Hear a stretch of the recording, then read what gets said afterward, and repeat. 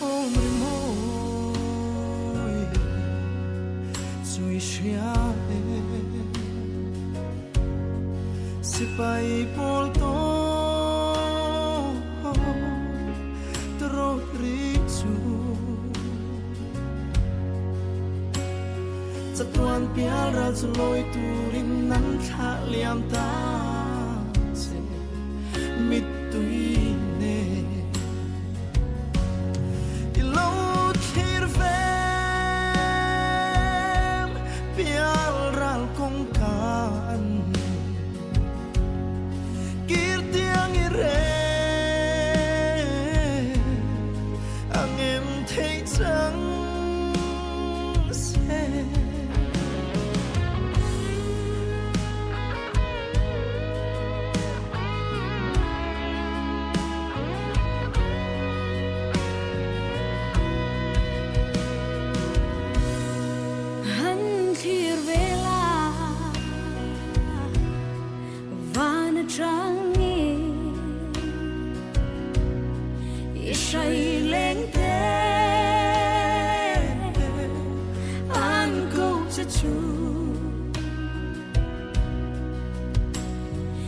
Chhangte zua pan câu che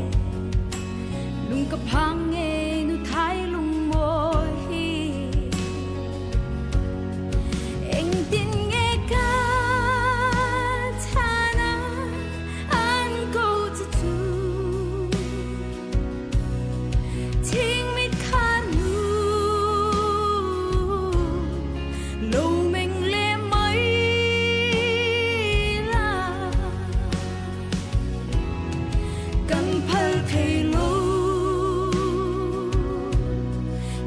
lệ chun mùng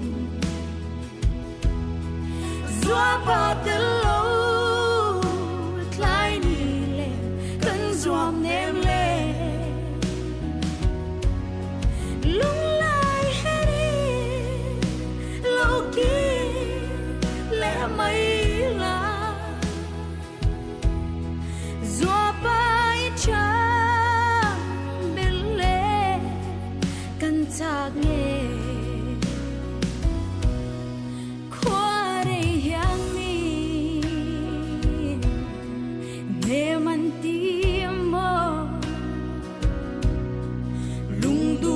pha du lên ngay chu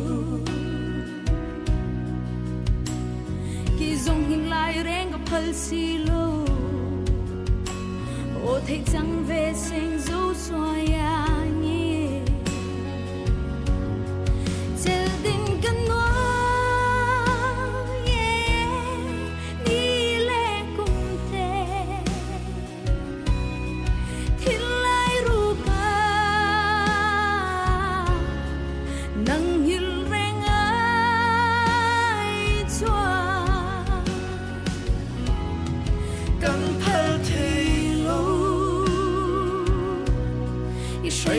chun mùng doa ba te lo lai ni le kan zoam nem le lung lai heri lo ki le mai la doa ba cha belle kan tag sốt lo về trả lại vang la lấy sinh nung rong mà tôi loaจะต้อนเรามาเล่นดวนตัวกันฉันดำตัวจะเสียลาก็โลกงาอังจะเปียราตรงกา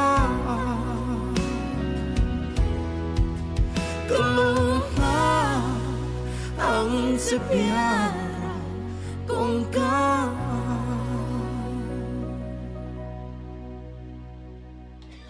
ye mai yan kana va vai re do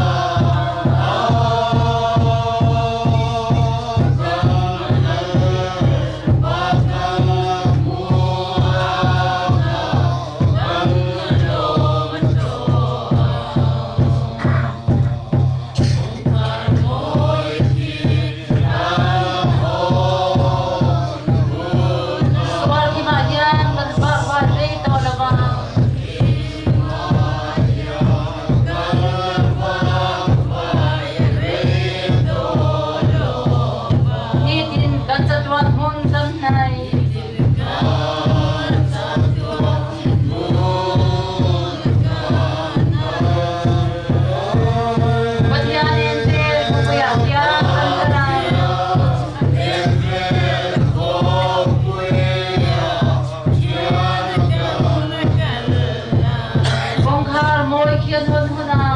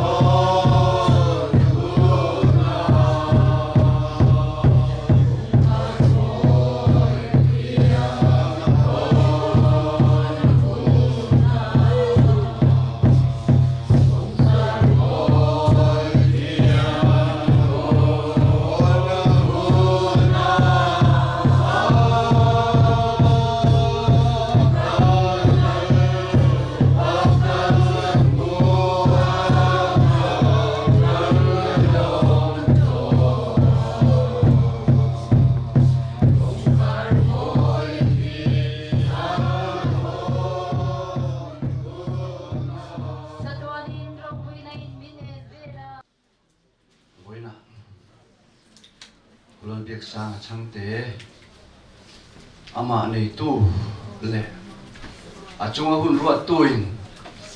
ane na min lo hruai sakta awangin van ko na changa lalpan ne lo hruai ta awangin ama tha turin helai muna kan lo kal khom lo ngai ta ania voin kan hun man tu rahi ke mani ruam man ani lawa pathian program pathian ruam man huam chunga hetiang hian ama thana hun kan man alo ngai ta ania voina hian helai kan ko ran chung veng chung mi chau lo tele mun rang atanga Lalbiaksanga leina ta ama tha tura local khom song song te kan dal pai so krista mingin chibai kabu chewani hey bial tu upa soma tenen kan pro pastor tenen zun tha kan tloa thatakin liptakin min lo dong songa ogas tha kan han thenga hetiangin ama thana hun manan ngai tamai hi bial tu pastor tan po hrom du khop maya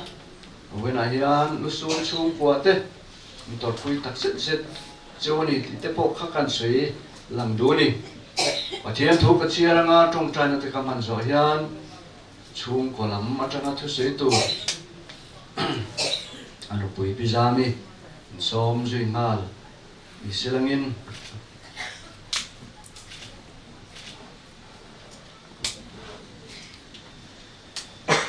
pathian thu sam som sari le pathum ate sam som riat pangana te kan chiar dua sam som sari le pathum a hian chiar masa ilangin ke ta ne ro zong pathian nei hi a thani lalpa pathian chu kai na kamanga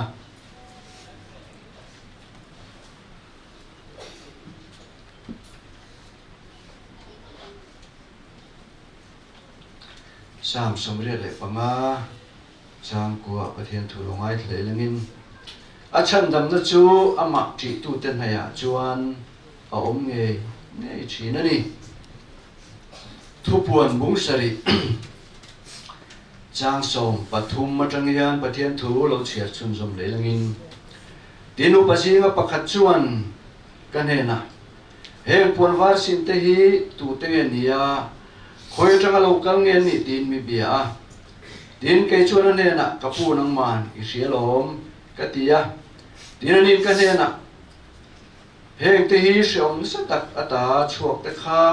an nia an puan te beram no ti sana suin an ti warta a chuwangin pathian thut pha ma an omani a chuna zanin na begin a chuan arong an bol thina tin ngal thu thea thu chuan an chunga apuanin azarang an ril tram le to lovanga an tui ha le to hek lovang ni na em hek lovanga lumre reng poi na ti rom hek lovang beram no la thut pha layom chu an veng tu ni anga nun na tui khura te ruayang pathianin an mi ta mi tui zong a thu fai to ang tia tu tiawin kan siarte lampan kan zata no so se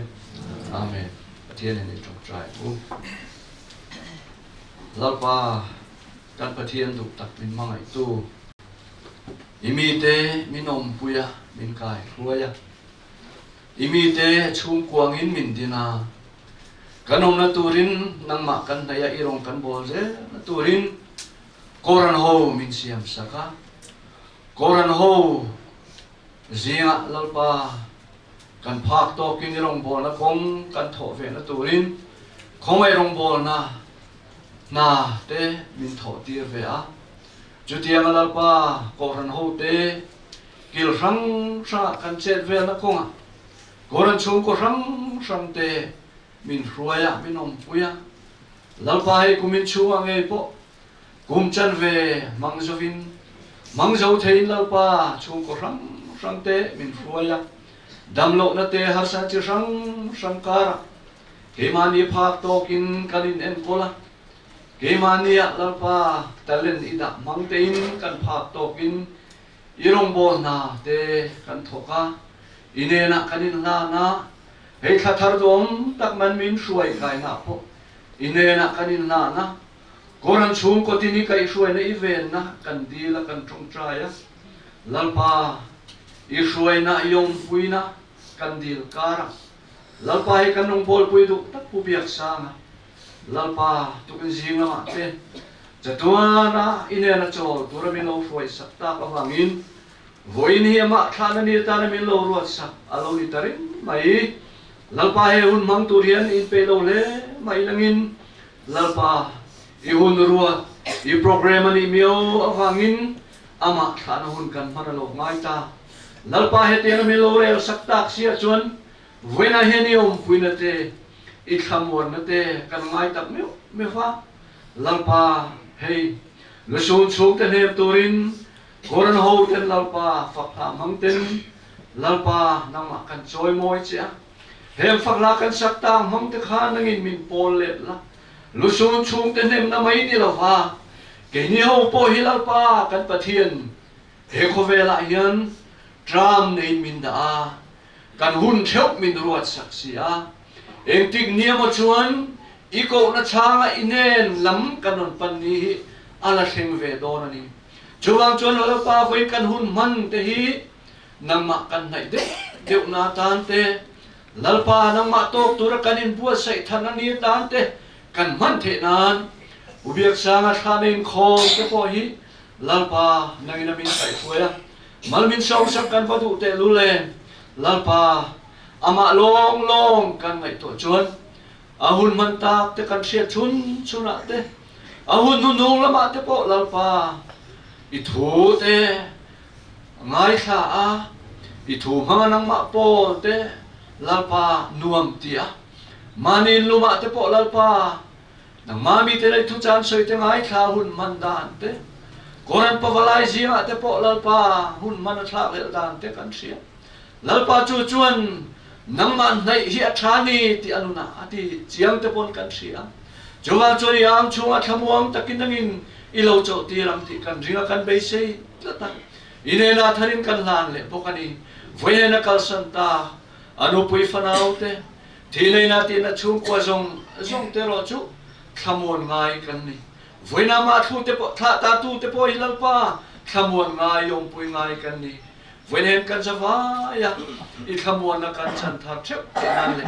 nang ma nai deu deu thei tu ra kai bo sai thar te atura thu cha kan sai tur te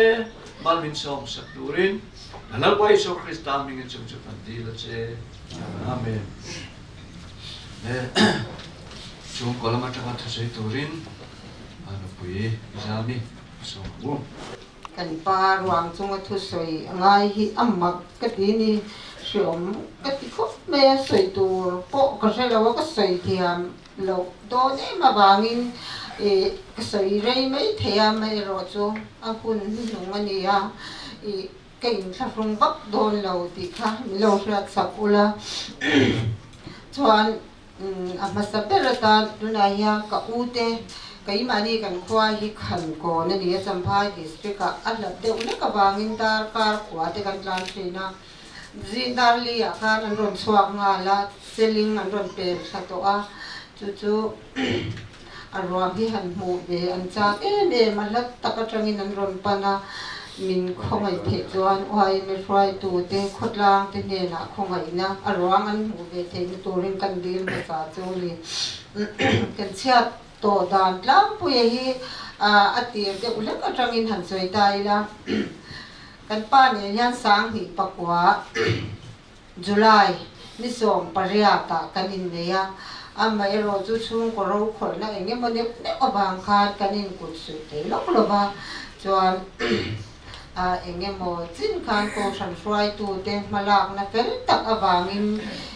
an hing te po han soi ri la upa roza mate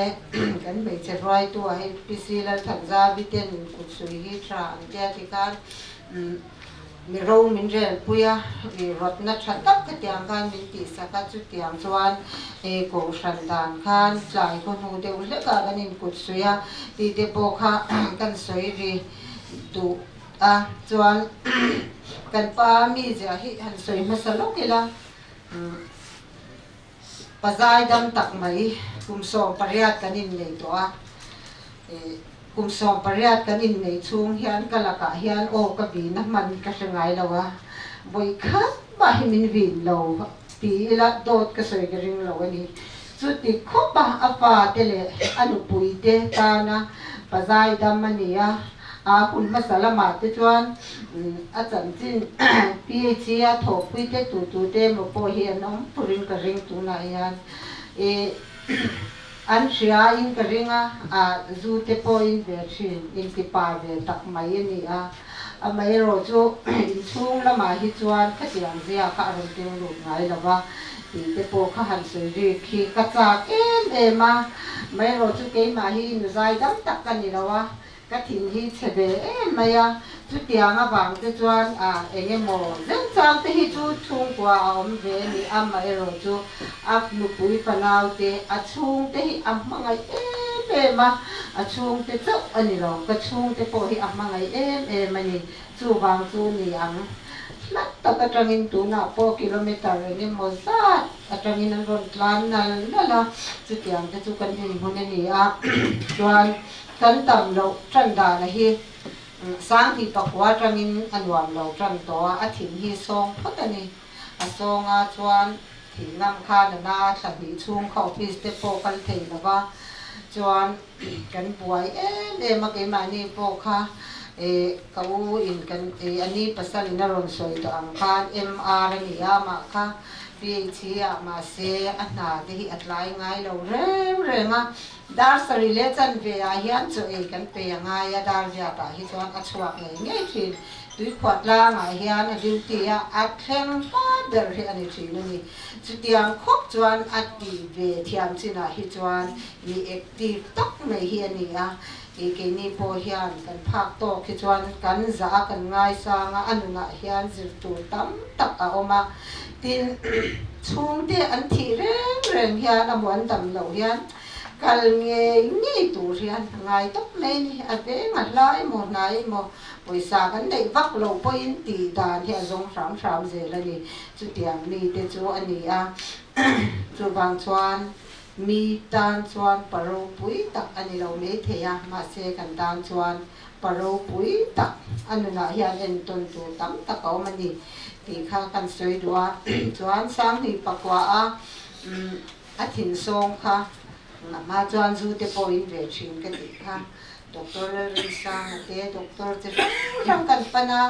zu in to lo to le nan tia an in lo de wanga engem mod nu khan thani kan kai le anuam lo le kan en tir le chu ta chuan a thin som te kha lo zia ta kan dam ta in kan in sia kan kal ngai to lo doctor a po chuan tun nai engem mod chho a tang khan January ni som pariat khan a khwa si pak mai zana chuan dan ni vela hian in thiar te ka du toilet ai kalang ati a hi kanin lua chu hi sia ke ni chu heti mai hi kan nia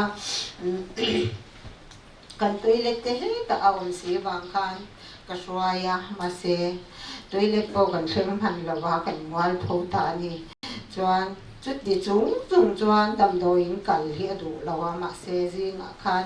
đàn ra đã hắn cái thìn này mà cái cẩn lâu chuan cái hồ sân đấy đòn xe đầm đôi nó càng cẩn đòn lâu chuan cái tia đại par kha thì lắc xe cần lea chuan đại par kha cần riêng chuan cần sâu ta à qua xí qua chalawan lâu chắc số nó cần hồ lấy đôi nhưng mà cần tì kha MRI te CT scan te ultrasound te cần tì cái ni ang ne tan hi chuan a har sa thin ani ma se ama hi a trong trai thin ani kan siat lawa hian pathian a oma trong trai le chang thin tu pathian a oma chuwang chuan lungai re su om meyang atia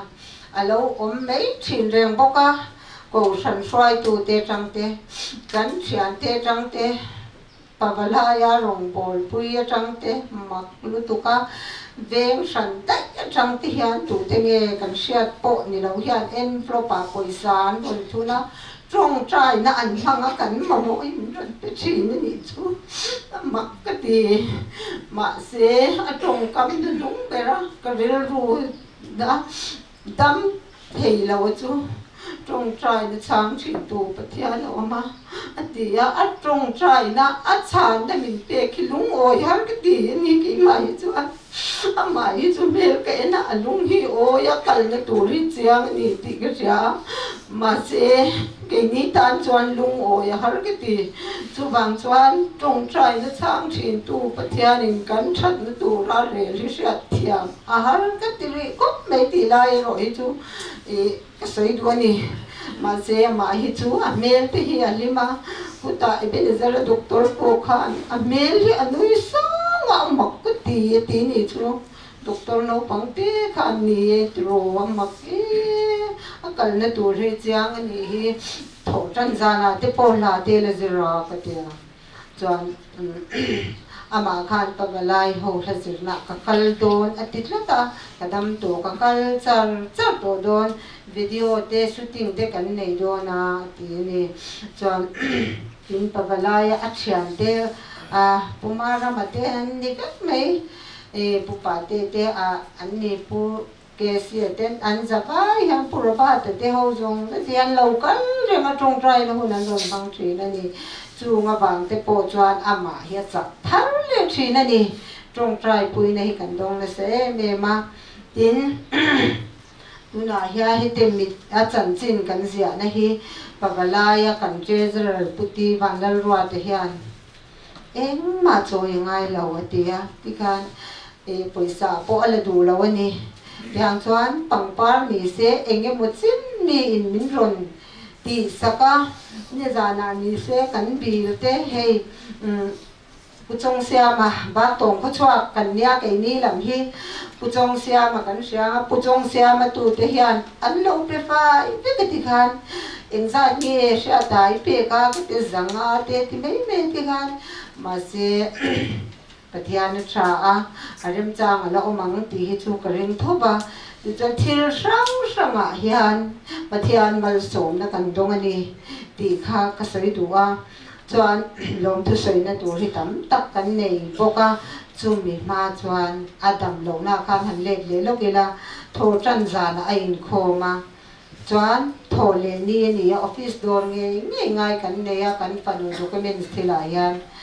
an kal phot ro tia kan kala chuan kan honga kan ge si zo lak lo tlat neya mi re thei ta chu chuan gas kable gin ron lei ro gas si ngei thei lo ati tatla ne ni abato don be katia ron lei mei ro ati ta vai bakona dc kan do ka kan kwalta kan honga khuwa athima gas bur kha iron pudon nge engtinge karon pu mai don ke tia ka pu thei kadama lom le atia aron puwa ro chu chuan kita tang khian kan zon kha ti kan han in ti tela dar kwa be la cho kan e kan chui kham dar kar chan be no kan aban be lam ki atang hian he lam pang zo ma ku tang lam pang hi na ati tatlat mai a che thei lawa chuan metro uatia kan meta kan thiam to khan chuan ka thina na boka atia chuan kan panu hian apa tam doi na kalang atia kadu lo angai lo kadam le don atia ma se kan panu hi tlan chua ka taxi ka chang don taxi motor ka zong don atia tlan chua ka jan dar som pani dar khat to khan chungin motor nei lo ta chuan ti khan kan ro su ka ra han cha ma ke in ka kwa chawa ki mi chen kwal industry ro ba te in bula khian kan mu mai lo chuan amang ang kha anu kamang ang kita katlan chho mai ang atia kan ngai to sia pa in miswalan tam nang mai ngai to ma ti po kha katlan chho je la pu zo ram sang ya na peng ve la khian han changa amulo be dong ron le ti khan rs home mi ping po kan share lo driver fel me khan ka fanuin kan fanuin lo bia kha alo tra o to ani chu driver khan ki panu hi ka khongai lu tu ka mo ka man lo kan inan ro kha ka nu chu box ya ma se ka roi atita ni chu chuan roi khonge ning kal pui don po kha ka se rawa sidila min chan chen puya ke zwal ti ya ma se kan pa hi lo trong trai ring aniam doctor panin ya sat tak khan min boy puya ni chu khilai muna khan civil kha ka du lo re kan re thei te len min vin na sa thei lu to ka kan pa kha vin kha ka phal lo ni jo ana to vin kha ko lo ka kal du lo ma se kan tlan thinga doctor te ka an lo fel lu to ka chuan ni mina po khan kha kan doctor bok kha OPD a lo kal ru tia kan lo kan han kal kha a lo om le ani chu chuan head of medicine pu zo thang chuang a he na min kal pui thap ama khan ni za na tiang kha tiang ania atia chuan min ti sak tak ka endoscope ti ngai ti po kha a lo fo na ni pu zo thang chuang a hian chuan endoscope te po Vuina ati ngal thei chuan lo ti ru tia ma se thil la lo ei do wang khan ati thei lawa I na tu ka in pe ngem atia ati tu khan ama khan ka pe lo zir to pa ati ta ni chu zir to tar ko ati tu khan mi kan buka ti khan kan ti filta a ma sela nizan ani tuang chu dar so ma kan mo ni pa ngai takin cho po kan ei beka I tlaya ama po chuan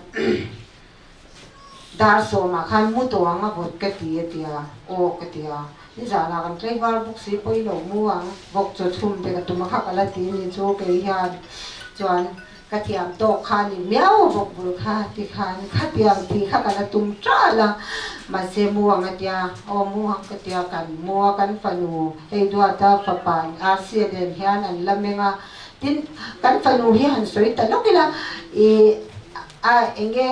January atang chuan zin tam ni atang dar li theng ni apa hi amen pui top thina veng top thina ni chu zana ya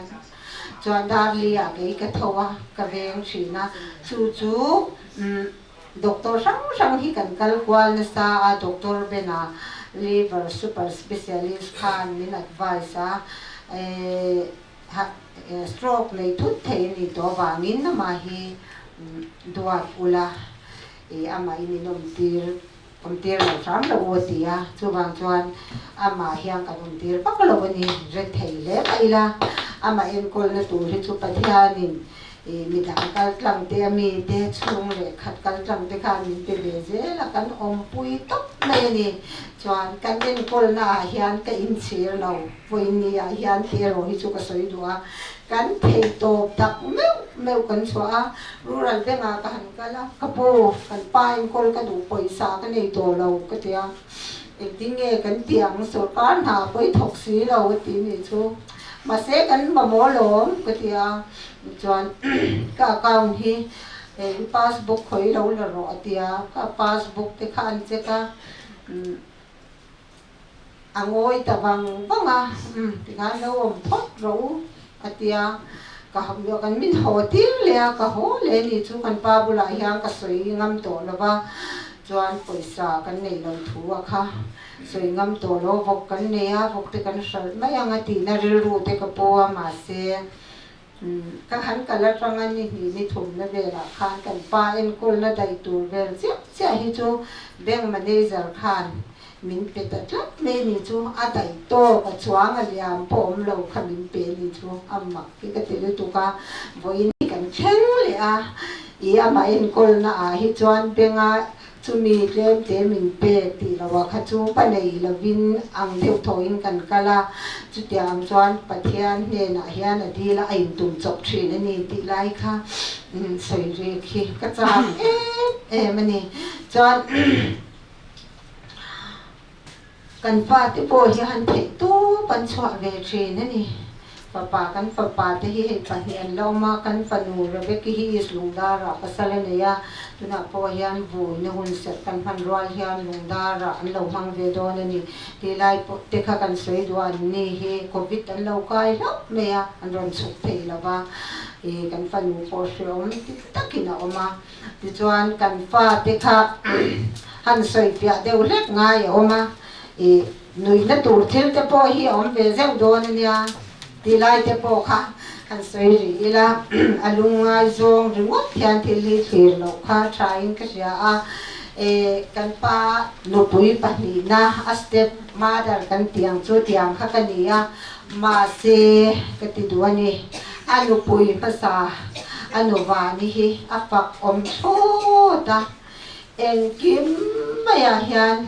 kan mangan chuan lo chho ro pa zwa ania enge ka ta kha ni om rung te ka zo chin ni chu chuan thin chelu tuk ka lo chho ang tia ni chu zai tama onem dia ni a lo chho a pikan nam doi na te po chu chuan in ka lo ma ti do ra ka fa ti a hian ka chhor ma ni chu ka lai zon ka ti chin ni chu ma pho hi tiang thuk chuan kan in po chu bang chuan keima na ka zirwang ani lawa khalai po kha kan pa zirwang ani ka ti lo thei lo ani anu pui enge mo ro khol na lian ta ka wanga chen to po kha kanin nai ring the na chan chu kan pa wanga ni ka ti ya ke ma hi chu eng ma ka ni lo thin che tak mai ka ni ya thok ka thiam to thok mai thin che tak ni ka ni bok sia ke hi chu tiang chu ani ya nu wa ni hian bin be kap tha a tiang chuan thil sang a hen tu din mun chau hi ni lawa kan chung ten hla ni chu kan fa ti po fok le na no ma kan pa chung te hi an rual lu tuk bak tong chua kan ne tui ko ala no ma he kan u te po he so kan tha ko nom fel for ma se khati hang pe a poi mo chu anu wa ni khan lat me ni chu wa chuan ke ni a hi chuan kan pa ni hian kan tang du na azu in lai pon kan hau me ze la apula po kan pasal in from nya ni bang te big lo chu wang chuan he adam lo wa yen kol ve ngai min chong lo january tang ka mu mal to lo te ka chi na in sak te lo chi ni chu chuan ma se ikhan kan han kan ve bet te ka ama ne na tang du lin chenom kho veng te ne tiang chuan tun hun hi kan thenga han soi le la he pasaya te ang te hi kan ta an tang kai ni chu sampui motor te chele ka nei ve a lo miron shil zel ro atia ma se ni zana khan kan mang anga ka zuk shila phone hi la thei reng lo ka thina rim lu to ka ring to kin ka zuk ko ni chu kan tuk ra tang hian ala hre chuang lo a cha ka thanga zo te kan chan pa ma ka ko lia hre thei phok si lo kan mang ang lu to ka kan nu fa khan kan trap pu to kan cheda ma sia mi te hi ka ko ta sia mi fel me ma enge uzam pui ron tia he pu hi bia thei lo ai ni khwa se lo ka tia ron tlan chau do ta ti khan he patong sia ma le kan kalai zon nu ti do me yang anu wani pa ani chu mi tu te chuan eng kim mi an ron ti vet ani chu amakasin mi hian an oi lo bang ka ti chen patong sia ma tu te chuan an ron pua an ron ti ta fit an motor lo ready an phur tha khuta po a chunga a trul zong hi an lo ti vet ani chu bil kam thara poisa an lo pe ka eng zat nge po kan sha lo ke ni chuan kan buai to sia ke ni lam pia kla kan ni lo min lo ko var ani chu heng zong hi kan pa wa ngani ke ti lo thei lo wa pathian chu ni te me ma se kan pa hian mi tang te hi soi chia chi adu ngai lo ni chu bang chuan chut diang te wa nga he diang in kung kan nei tha kan ni ti lai te po kha soi ka do ani chu bang chuan kan pa kan nen kol na hian kan thiam tle ma se kan thiam zong kan the na zong hi kan hlam tok me ni chok ngei huang hian kan afa te anu pui le afa te anu pui te pani le afa te hian kan nen kol ni ti lai kha ka sai du lat me ni chu ko ni ya hian mi tang hian min shat pui ula ka ti ke ma chok hian kan pa en kol lo ti lai chu ka soi ka do ani chu chuan ka u nau te chu hral tu ka kilometer ni mo sa ta no ma ka pon ngai lo reng a zuwa in lai pon voi khat ma hi ka tlan ngai lo ka rel ve na thin chuan du ba ni pula ni me a duai nei to lom twar me ro atia ti khan ni lo ti chi na chang ka hot shi ni chu chuan iswal re wa ni chu ka tia ge la hian ma se kan ni nai reng thawa chu kan du ka zu pia ani pon ti thawa yang kha kan ni ti lai kha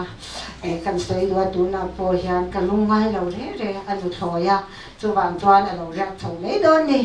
ti lai te kha ka sei du ni chu Vuina ka lungai mia lo pa thia lo ma chu ba til zong hi a tha lo ya tha chwa na ni ti a hi chu chiang kop mai July chu pathian wang de kan pa wang ani ti te kha min han ria cha ula Vuina hian ka choi moi o parani lo kan pa hi kum som pariat kan in nei trong ka vi na mang ngai lo ka sai non le tu ani chu July chu wang chuan anat dana kha chuan han du tok ta ila ebenezer doctor te pon thei to pan chwa ma se pathian in honati ni meya ama apak thin lalpa apak le zual hun lai tu pa te po angai thak na nu na chu ngày ôm salmon thế tiang khan tu thế một salmon thế ngai thả reng mà chú tiang chuan hun amang ve ni tin le lo ke la thor ran zana khan chu pabalai te po sa va chu lo pa ni chu tiang ang chuan a hun lung hi ani chuan khar tha hi ka ti ve ani chu ti kalom mà em cái mà hiang kan lo mani ti lai kha ka soi do tin chenom kho ve mai ba ka wai me ten kan ti ngai ni lo in cái min ti saka heng zong a te po hian kan lo me mani ti lai kha ka soi do ko sam swai tu ten min ko ol lo ba poisa min ron te a kan din mon sha in hiang zong a te po hian ka lo mani ti lai kha kan soi do chuan to na lama chuan kan pa hian ka soi kha pathia na oma lungai re su kan trong trai anga kan trong trai chang na chu kan hu ze la lo atia tu na po a trong trai chang na a moi roi chuan kan lung chu oi chi lo ani a me ro chu lung oi lo thei kan ni la ba dam taka kan po mangai ni tilai kha kan soi tua pu pa te a au min ka ringa khi ti la ma khian pumara ma puta pupa te a pumarwa ta an min kan soi ri lup te ang pavalaya rong ko tuite zwalina puke si zoram hluna te kan mang ana piang min a hun taka hian kan ma mo mi ron pachina ni chu tiang zong song te pathian tiran mi ti hi ka hai lawa kan lo me ma pathian kan hai thalo ani nei te ke ma ni kan fel lawa amai ro chu kan pa awang kan hai le zwal ngai ni ti lai kha ai ka soi ri tel du bokani chuan eng ki ma hian kan lom te ka tuna hian a patte no puite west phai re nga tang ten lo kala bak to nga tang mi tam ta kan lo kala policy plan hi kong an duanga clear that lo deu le ka wangin an rom chho ngam lawa tiang chuan kan chung le khat kan leina zong hian min sun pui ni ke mani chamin kan sun lo wa khalaya te kha kalom em ani ti kha asoi du pokani chu kasoi mai hi tam ta kom don ti ka sia a mai ro chu kan soi mai a te po khan lo chu kan soi be kan ni ti te ha min sha puyula a to per na tan ama chhangtu cha ani ti ki te chung kwa u nge ta te hi anoi te kan ma mo wa min man tir thin tu ni kan re thei mang an to pa po noi khat po mangila min dir ngai lo renga chung te chu Vuina hian u mi te te no pa hi an ming hi ka soi ri cha kan chu chu bang chuan a pa po hian thamwan pui me ma a na a thun tu ani boka PH a riat nga tangina no ta sang ni som ni pania pension ani atron chua ka maste awan duaya hian atanga a regular atanga rei lo te a kha na chua nga ya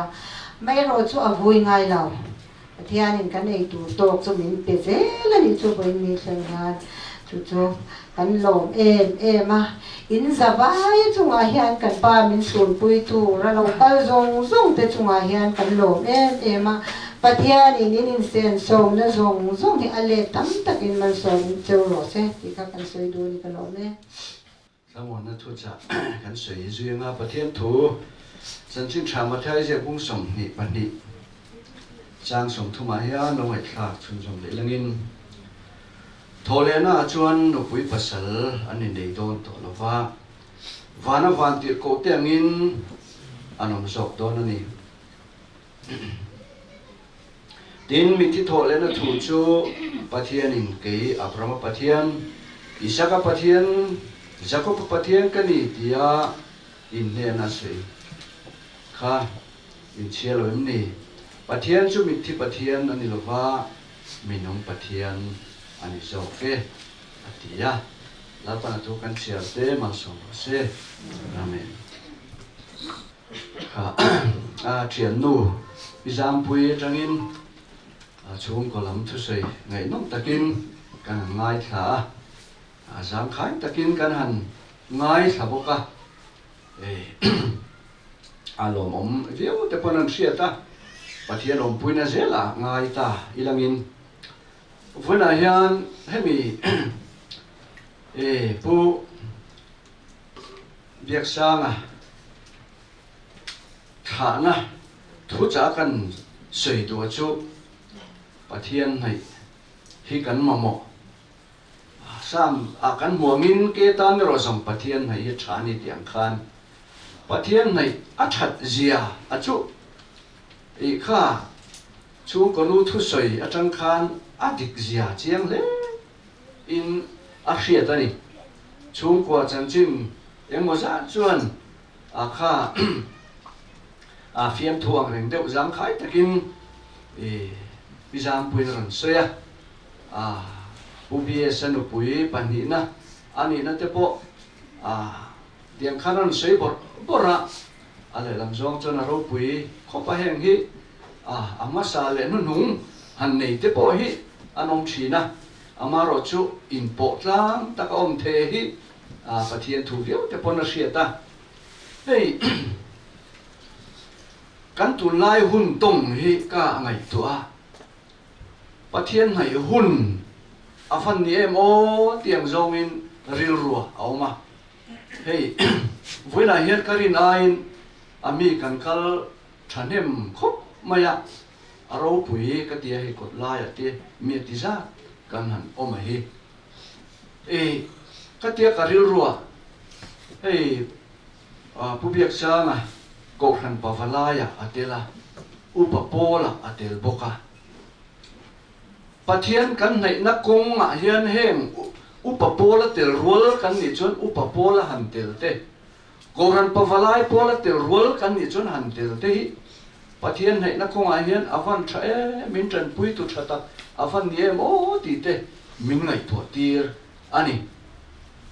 chuan chuan kan tu lai thil om zia hi thlir ta ila ka soyang khan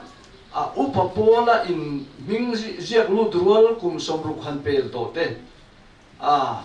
kum som li pel chova thalai rual ni to lem lo pavalai in mang rual to ma se han se deuh tlat chi te mihring hi om ania in ti lui theina chu ani mia lova pathian kan nei zel na tur le rong bol na chan vo lang sar kan nei lem lo po ke ma ni tok te pathian nin in pol na in zom na tha kan nei na turata nian heng te hi heng pol te hi pathian min pe ka ten han ngai thela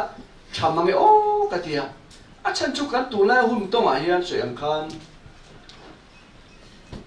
pavalai pola in mangrual chu ti lem lo te phak to kha upapol anga rong bol na veng chunga han nei te po hun ve to chu ti lem lo te kha tu lai om zia kan lo chut ve neu neu ka ril ro om ania hei a chiat na lam zonga kan ai zol khong pui chung te le ma dam te po niang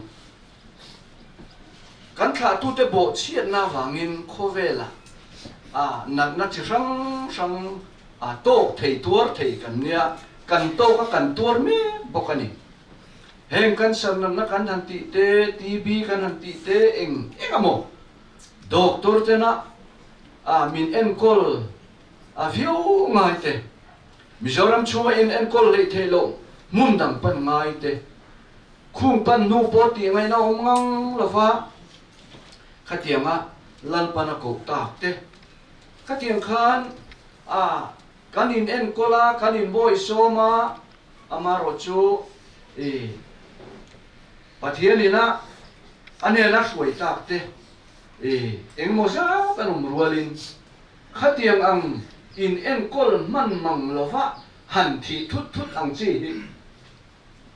rui lo hai lo thi thut thut te rui the thil kai noi awanga han thi thut ang te khang engmo ka kan rama hriat tur an lo om ne nep ta te hi enge a chan le wang ning o ti te po mai to the tak ani chu tiang kara chon eng po ni sela he tiang min chin tu tam tak kara hian lalpa kan nei hi avan poi mo te lum em ti hi ril ruwa oma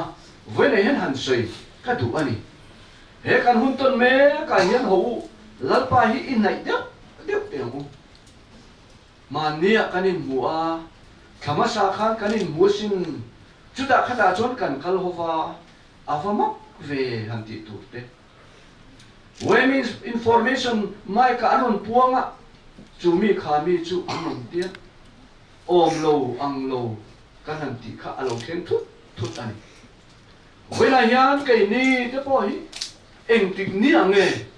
when information ate puan ve kan ni ang eng huna po puan ve lo ni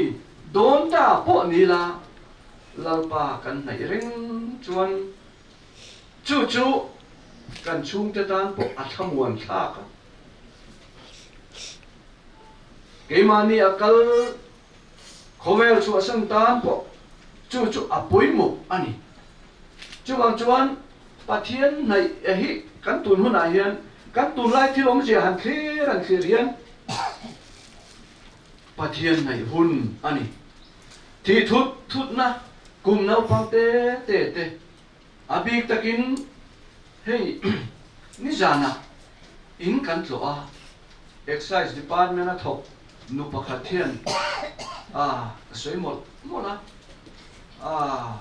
Government committee le kha ten the lu mi pa kan hek talu tuk te hi tran lak dan ngai to te u tiang jaba le kha the lu te poi kan nu pai kan soi nang nin in hriat phak lo hriat thi kan nga sia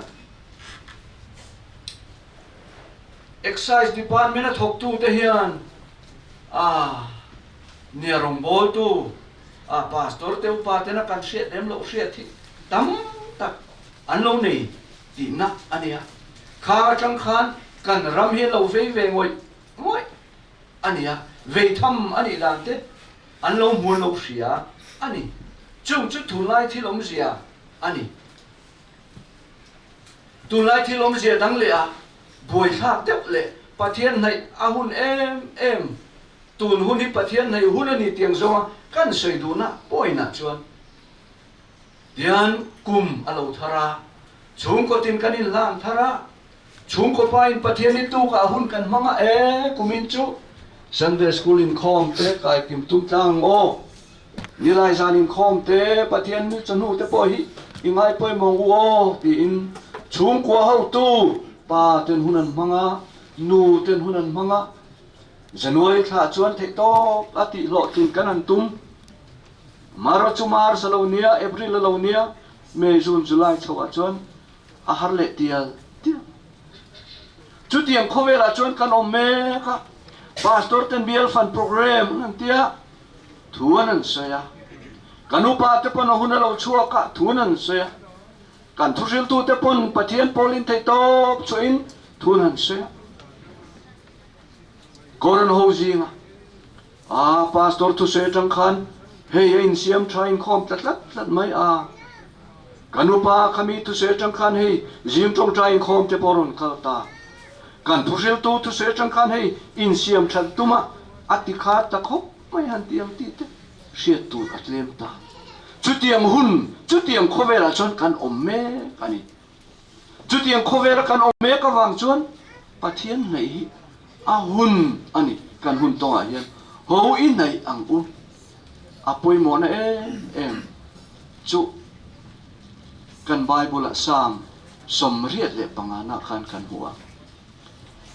a chandam na chu ama ki tu te naya chon a om nge mi chu ni pathian nei tu te na chon an ti na pathian ti tu te na chon an nei ti kha pubia sa chan chin khan han soya a thian nu po khan han soya seitang khan ke ni po kan dak lu tani panelom tak pakom nuam tak turani chung ko pa berania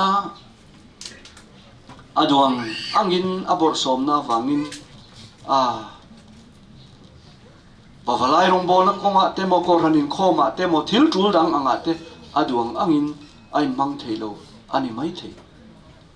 aduang angin an chet vel le engamo anuam to zong le engomong zong te pon a che thelo ani mai the chulai kar a chuan a vui vai zong in enga tinge pathianin nupui fanau min pe a hetia kum som ruk ral kan kai chawa hetia han bok sopreng chule ma ni in khongai na te azuin buk zong le nga mo akal lovin ke ta ni ro zong pathian hai hi a tha ani ti ngai tu na kha ani ani ang kan ti tai la lalpa ti tu ani awangin tiang khan abor som na kara po lalpa dana chung le khat te zom tat te chen rual tha te zom tat te upa pola hantel mai te pavalai ji ma hantel mai te kha pathian nei na ko ai na poi mo ni ti sia na kha lalpa na pe ni mai te chen rual ko ma ko sana lok ta ka ven mang tur te pavalai pol a lok ta ka midang te hui khom zo in mang tur ten a thei na tle mani mai thei amaro chu ven ai hen hetizan ama tha tur kan han pung khom hi lalpan ama nei tu te akal san lo ama nei tu te a choi moi thi chan chin tha zona khan kan hua tu point karong bol chun mi zui ro se karong bol tu chu kan ne na omanga ani chu pai na choi moi afadik te lu em tru Vuina hian chu hang chuan kan tun hun tong me kan man me khi lalpa nei hun ani pathian nei hi tha sam zia kha tian kan hua lama te chuan kamit ka len chawa khoi lama changin emi chan pui tu tu chu lo thlenga lele van siam tu ne na mi chu lo thlenga pathian nei tu te chuan khatiam khan an ngai tu na tu rung hui hun khove la khan pathian ni tlang lama te chenga om nia ngai na an nei thi amaro chu lali sore samari mei che in dor na khan ing tin nge kan mu he tanga kheral lo po Jerusalem kherlo po pa i chibai in bu khun alo thenga afadik te lu em tero Vuina hian pathian kan haya pa chibai kan bu la thura chan chuan lalpan kemani omna area chawate ko khan pathian biak in khom pathian kan biak na mun kan lalpai so krista kal tangin ko ran ro pui tak din saka kanom te avalu te lu pathian nei u ti chuan anin anayang chu tuni un lomam chu ni tuni chandang na ni chu ni mu ola om lai hian lalpa chu jong ula an nai lai hian ko ro kan bible kan mu lalpa chuan a ko tu zong te chu an nai thi bizam pui khan jang khai takin ti khan thu an soya khunan local ret anga Vuina nga jang khai tak khun han man le thilan sei te po kha ahar sa de mai the nu pa khatina sei kala sia ten pasal han sun meu khum hi azau du lu tu kha pathian an nai lo awangin zulama akala amaro chu anua lalpan ama nai the turina bo sei le khatiam khan thi na lo khen hian kan ril ro ngai to na kong sang han vak vel te poi om thei amaro chu Vuina hian kan thamon na thu cha atana amor kan bo du na chu atuar tu te tan po hian lalpa nai afu tho tho lalpa nai tu na chu amma in aron na ya aman an malam kong ako mu thin ama ngein an kong zo tu ro sak thina an kong a hroya a thamona om pui thi Vuina hian ke ni ho te po hian lalpa inayam u kan hun tong me khi heng hi ani wangin lalpa nai tu ti lalpan ati mol pholo zia lo chiang em ma chu kan ngai thak ta ang khan Lalbiaksanga chu tiang khan a hun nu nung lam afa khar them nu se ang khan tho tran jana pavalai pol la zirnam tela helaya in luma sarmon te mobile phone te na ngai tha lalpa acha lalpa adu ani eng tin nge fa siam tu ten an lo soi khovel hi bo ma se isu akani thi na kan hai pon isuan min zui lalpa ka zo na cha in ne lawa khonge ka kalang katan van le chandam tu om chu o khatiang khan lalpa nei thu te chuan lalpa ngai vong na kha an lo nei the khatiang khan la thu re tak an lo phuat chuak the ni chuang chuan lalpa nei hi atha kan pathian thui min shi a chan dam na chu ama nei tu te dan chuan ama ti tu dan chuan pathian chan dam na chu om nge dorani ti kha kan pathian thui min lo shi ani chuang chuan Vuina hian Lalbiaksanga chu pathian thuin a soi angin le siam ini a vai vuta tanga lak chu ini a vai vuta ikil le tu ani pathian thu adikna kong khat lom ta se lali suange na soi chu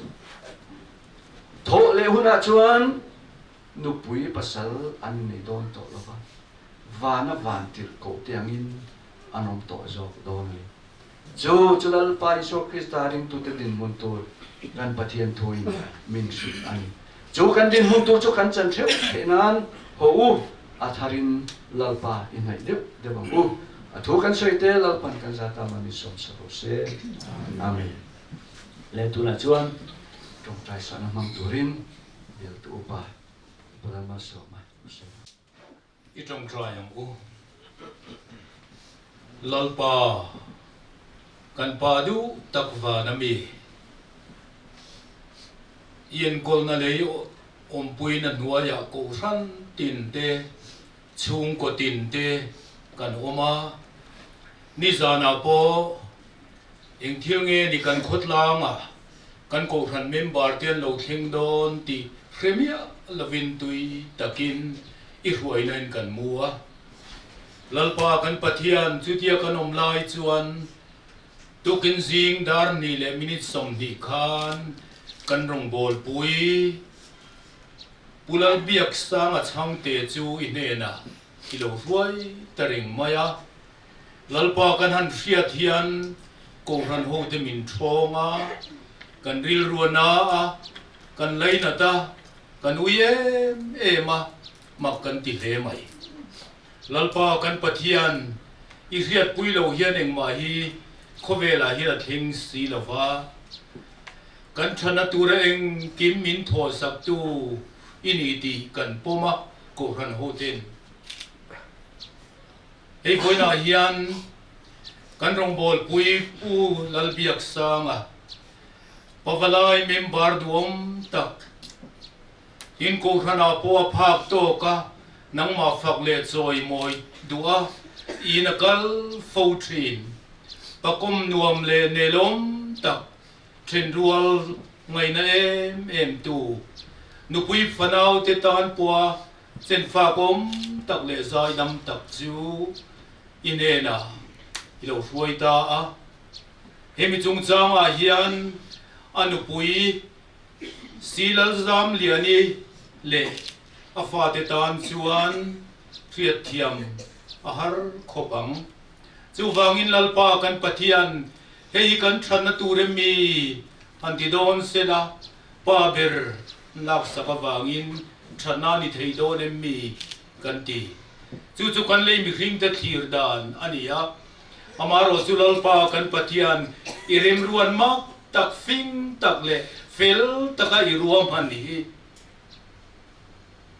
siro zam liani tele afate chunga hian alo theng ta a irem ruata ithi engkim lo thenga hi lalpa chiar thiam thei turin mi hring na tang chuan anzir thiam hau lovang itharau thiang nimin om puila anu pui fanau te he thina ne tina zong te hi irem ruat ani ti hria a lalpan engkem remin ruam han saka kan thana tur ala niang tian zir thiam theina tur le e Lalbiaksanga kal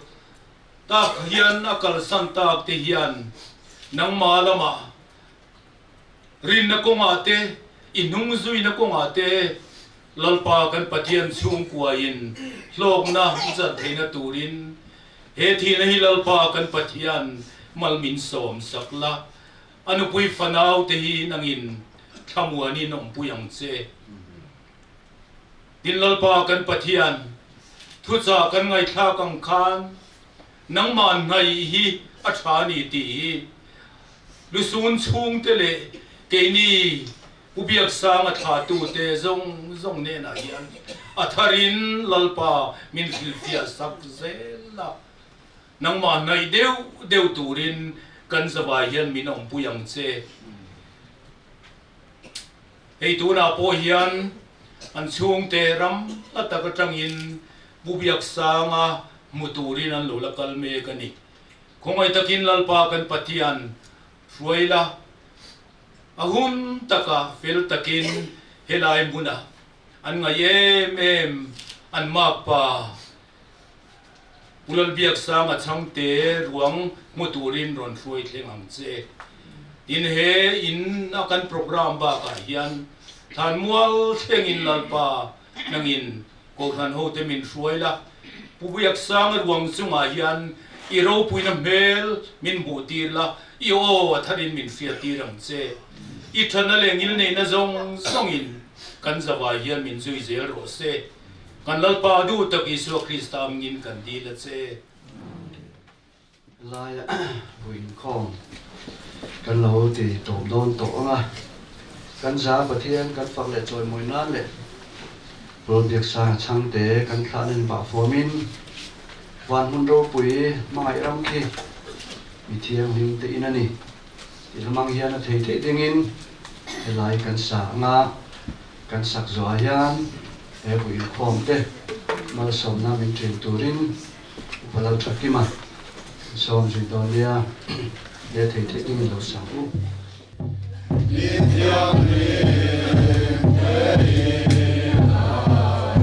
Anni ni na seng ve turin khaber thil ka sapai la seng ve turin khaber thil de chu pai la khaber ni aral hu ni na kila ai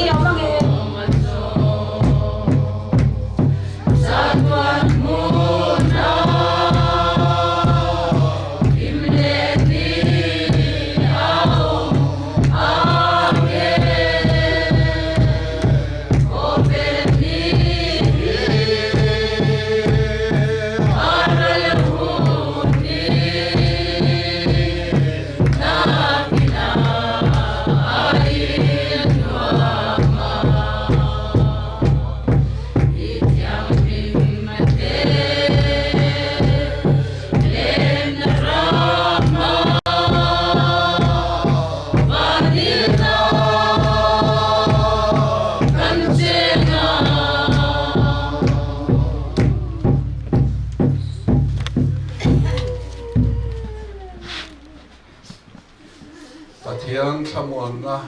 rilru reng a hiat sen lo khan in thin lung le in ngai to na te chu Krista Isu chon ven sak cheu sela pa le fa pa le tharau thiang nim pathian engkim ti thea puina le thamuan na a ruai na le amal som na te chu helu sun chung te ne na le in za ne na tuna le chatuanin lom reng rok se amen.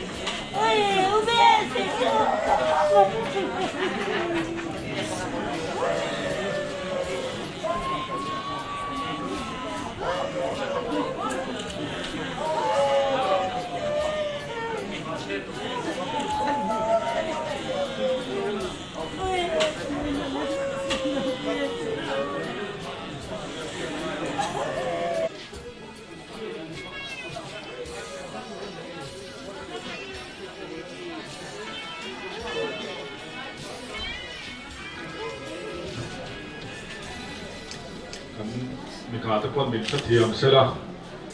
kan la zawanga thalak turin pon lama kan in zon chua kanga thalak kan tran deu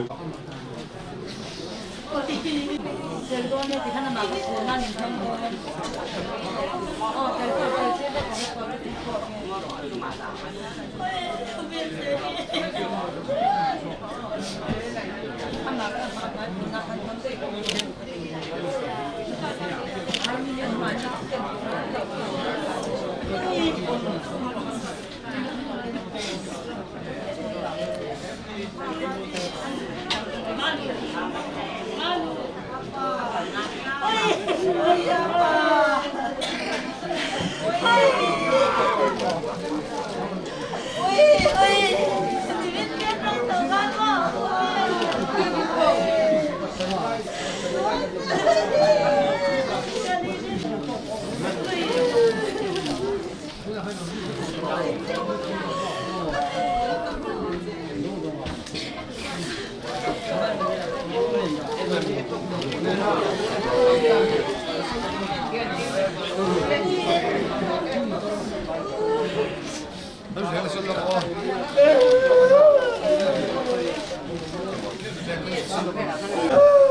Kami tu dah cuan MOP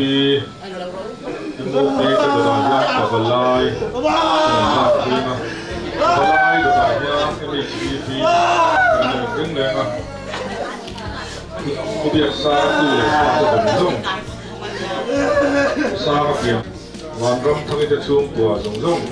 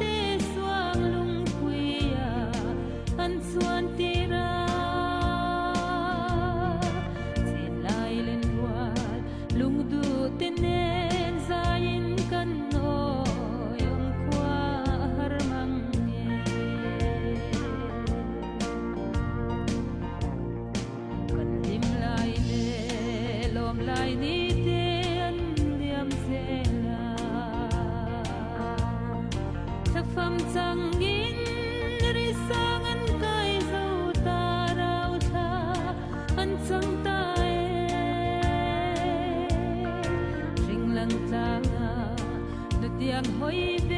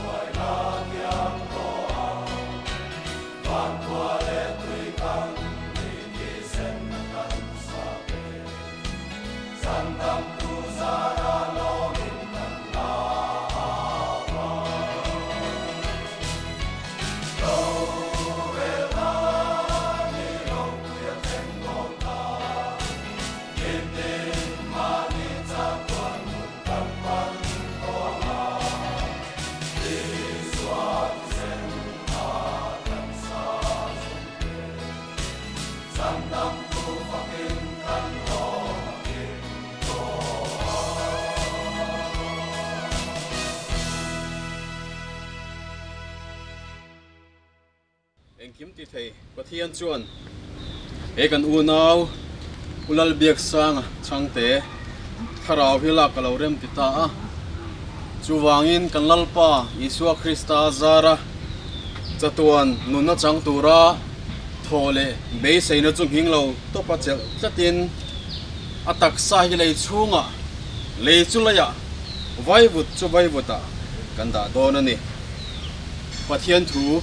dongai sangu kan omna lei ni thiat ma sela wana in kuta saklo chatuan om tur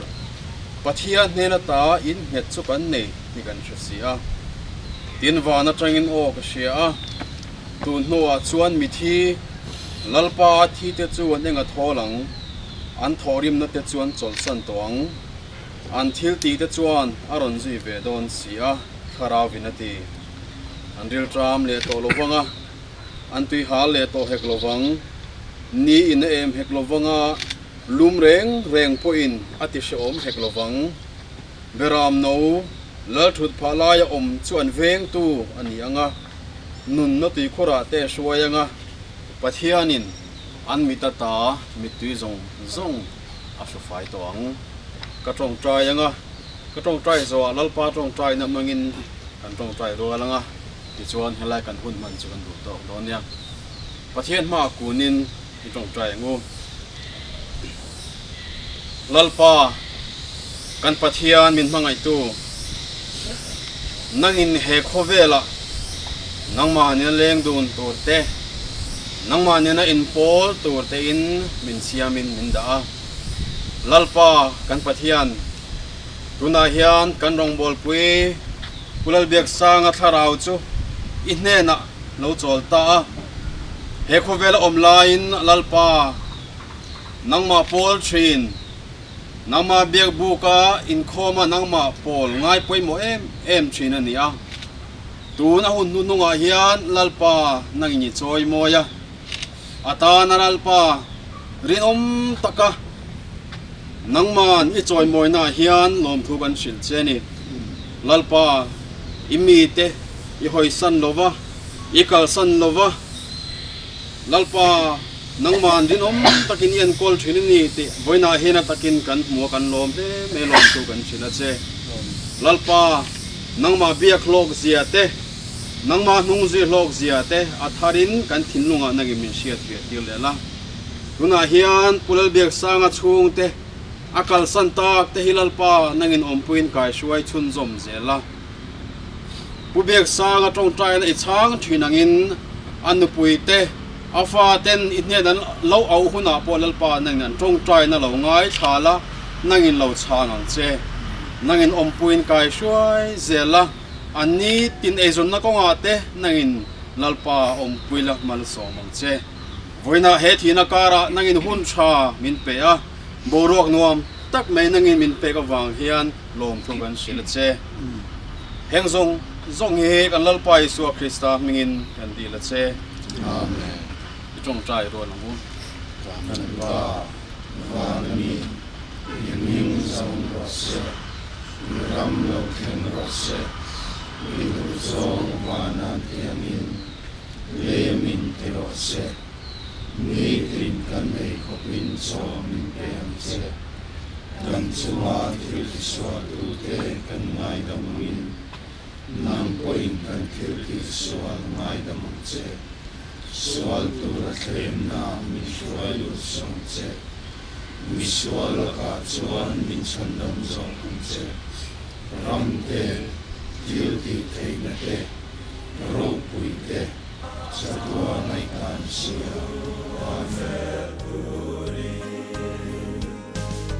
lalpan min kota zoram papalai te lalpan min kota zoram papalai te zoram tan le kan chung kota chan dam long tu turin kan lo kale sa ko pa patia kan na e ma che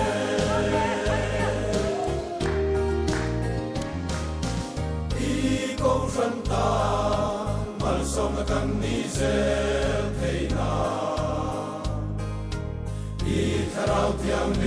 min pe ka wangin lalpa Isu Krista kan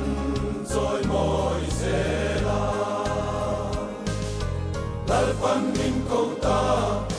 zoram papalai te lalpan min kota zoram papalai te zoram tan le kan chung kota chan dam na long tu turin kan lo kale sa ko pa patia kan na e ma che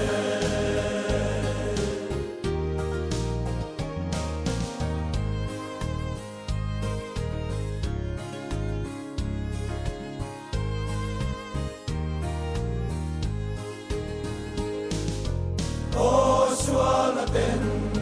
sumpuyang min chi meke min puiro Christian su qua min nei til zela I tum dan roa a om thei silo lalpan min kota zoram papalai te lalpan min kota zoram papalai te zoram tan le kan chung kota chan dam na long tu turin kan lo kale sa ko pa patia kan na e ma che lalpan min kota zoram papalai te lalpan min kota zoram papalai te du lo zo